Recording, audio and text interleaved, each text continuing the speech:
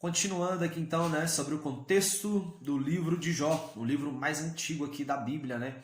Nós paramos no capítulo 18, enquanto agora, né, os seus amigos que já tinham ali falado, né, já tinham falado contra Jó, né, que Jó, você está em pecado, cara, né? Resolve esse negócio aí com Deus, né? Pede perdão para Deus.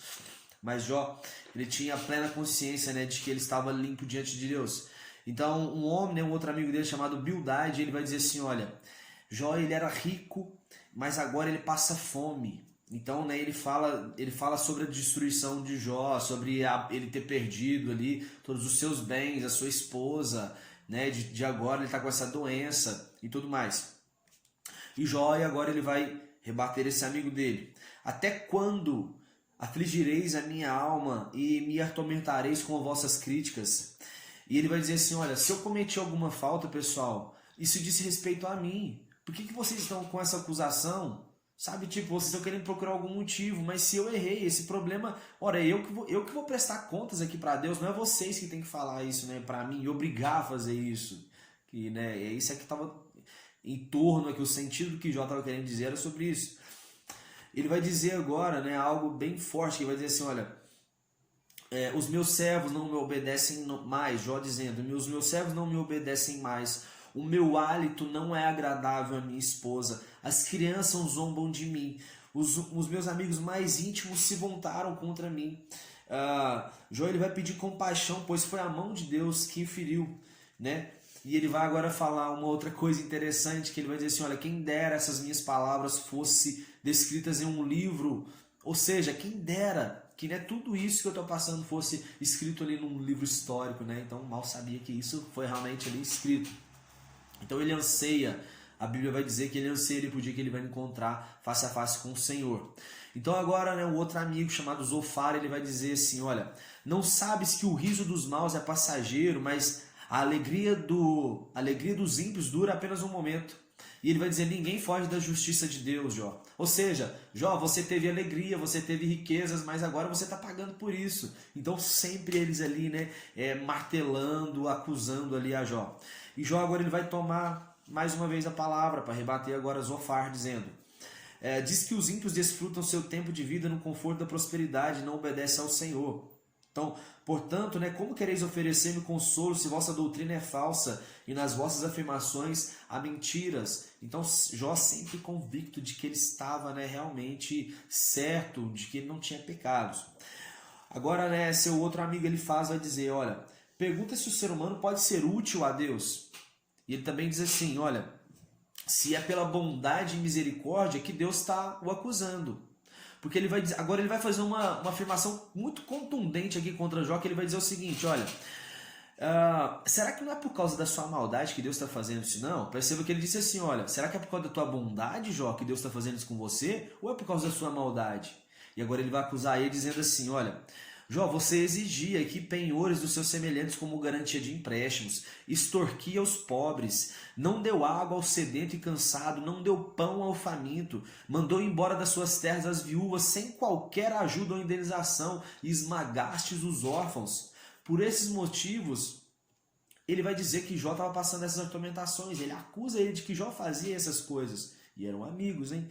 Ele sugere a Jó fazer as pazes ali com Deus, porque se ele não fizesse as pazes, não voltasse a obedecer ao Senhor, ele ia continuar passando por aquelas atormentações. Então, Jó agora, ele vai, né, dizer assim, olha, se eu pudesse se chegar ao tribunal de Deus, eu apresentaria a causa a ele e minha boca estaria cheia de argumentos. Mas, né, ele não estava diante de Deus, ele estava ali diante, então, né, dos seus amigos. Mas perceba que ele está clamando ali por Deus para falar com ele. Jó valorizou mais a tua palavra. A Bíblia diz que ele valorizou mais a palavra do Senhor do que o pão que ele comia. Deus permite que vivam seguros, entretanto, com toda atenção os caminhos escolhem a seguir. Assim, durante algum tempo os malignos prosperam, mas em um momento secam como trigo e capim e são cortados como espigas de trigo. Então, o próprio Jó está dizendo isso, que olha, os ímpios podem prosperar por algum tempo, mas depois eles vão ser, né, ser cortados como as espigas de trigo e secar como capim. Bildade, então, agora um outro amigo vai dizer, olha, ele diz que Deus deve ser reverenciado com amor e obediência. E ele diz, como o ser humano ele pode ser justo diante de Deus, Jó? Como que você pode ser justo ali diante do Senhor? Então, Jó diz que Bildade não sabe dar força ao desfalecido e ao frágil. Então ele vai começar a dizer assim, a grandeza de Deus, que Deus ele estende os céus, né, equilibra a terra do nada. Ele vai falar assim sobre várias coisas, né, que Deus faz, sobre todas as suas criações ali. Ele vai falar assim que Deus, né, Deus ele tinha criado ali, comanda tudo, até mesmo um monstro, né, que ele vai citar, um primeiro monstro chamado Raabe, que era um monstro dos mares. Ele vai falar depois sobre Leviatã e o hipopótamo também. E agora ele cita aqui, né, nessa parte ele fala sobre Raabe, o monstro dos mares. Com seu sopro dos céus, os céus ficaram límpidos, né? E com o toque da sua mão ele fere a poderosa serpente, veloz serpente. Então, assim como o seu amigo Bildade estava exaltando a Deus, Jó também dizia, olha, eu sei disso, cara. Deus é exaltado, ele é tudo sobre todos, certo? E ele vai dizer mais ainda, olha, ainda que eu morra, jamais me afastarei da minha integridade. O rico se deleita, contudo jamais o será. Assim que desperta pela manhã, o rico, todos os seus bens e riquezas já se foram. Então Jó não tinha também a sua confiança ali nas suas riquezas. Ele vai dizer, olha, Deus asseverou ao ser humano, no amor respeitoso ao Senhor está a sabedoria, e evitar o mal é ter entendimento. Então ele tinha também isso que vai estar descrito ali em Provérbios, né, sobre, mais tarde Salomão vai escrever sobre isso. Então, a sabedoria está em temer ao Senhor. E Jó vai dizer, agora, Jó ele vai relembrar, e agora que vai estar aqui na minha argumentação que eu falei no primeiro vídeo, de que Jó ele era um advogado, e presta bem atenção agora, ele vai relembrar ali os seus dias de glória. Em meio daquela luta ele vai relembrar seus dias de glória dizendo, olha, como era bom ser tratado, né, na minha casa, na sociedade, eu saía, as pessoas, né, me davam lugares de honra, eu era pai dos pobres, eu advogava, presta atenção, eu advogava com dedicação à causa dos desconhecidos. Jó imaginava morrer no aconchego da sua casa, todos gostavam de ouvir ele falar. Jó avaliava o caminho que deveriam seguir e era considerado como um consolador dos que sofriam. Jó lamenta a sua situação e ele finaliza dizendo que já afinou a sua harpa para os cantos fúnebres e a sua flauta para o som de pesar e choro. Então, né, ainda que ele tinha alguns momentos de lembranças boas, ele ainda pensava, cara, eu tô para morrer, quem é que vai poder me salvar aqui? Estabeleci um pacto, Jó dizendo, estabeleci um pacto com os meus olhos de não atentar com cobiça nenhuma por donzela. Olha o que ele fez. Ele disse, cara, eu não vou olhar para nenhuma outra moça que não seja a minha esposa. Ele era um homem íntegro. Quem elogiou ele foi Deus, não foi qualquer pessoa. Deus observa todos os nossos passos. E aí ele vai agora ser taxativo. Pessoal, se eu ergui a mão contra órfão, valendo-me da influência que exerço no tribunal, agora essa aqui, cara, é infalível. Tipo, olha, o cara participava do tribunal, falou em versículo anterior, falou que ele advogava, e agora vai dizer, olha, se ergui a mão contra o órfão, valendo-me da influência que exerço no tribunal, que Deus, né, me puna se eu fiz algo, se eu fiz algo assim. E ele vai finalizar dizendo, olha, se alguém me desse ouvidos, nesse momento eu assino aqui a minha defesa. Então percebe que ele usa linguagens aqui, né, realmente de meio ali jurídico. Os três amigos de Jó, então, ele pararam a contestá-lo, porque agora entrou um menino chamado Eliú. Ele vai dizer assim, olha, eu ouvi todos vocês falando, e eu vejo que Jó está errado. Os seus três amigos também, Jó, estão errados. E agora eu queria, né, porque assim, o meu peito, sabe, tá explodindo. É como se fosse um vinho novo em odres novos, ali, ponto para poder sair para fora. Eu preciso falar, gente. E ele pede a palavra, ele vai dizer assim, olha, eu fiquei indignado com você, Jó, porque você está tentando se justificar diante de Deus.